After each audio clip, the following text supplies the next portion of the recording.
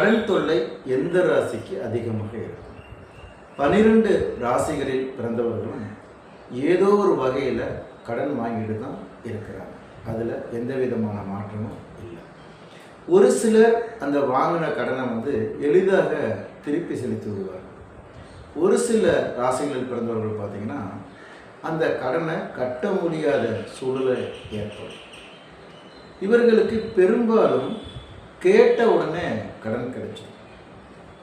ஒரு சிலர் 1 லட்சம் கடன் வாங்குவாங்க, அதை கட்டுறதுக்கு இன்னொரு இடத்துல கடன் வாங்குவாங்க. இப்படியே கோடிக்கணக்கில் கடனாகக்கூடிய வாய்ப்புகளும் ஒரு சில ராசிகளுக்கு. ஒரு சில பார்த்திங்கன்னா ஒரு சில ராசிகளில் பிறந்தவர்கள் பார்த்திங்கன்னா அதாவது 1 லட்சம் கடன் வாங்குவாங்க, 2 லட்சம் கடன் வாங்குவாங்க, 50 லட்சம், 1 கோடின்னு போயிட்டே இருக்கும்.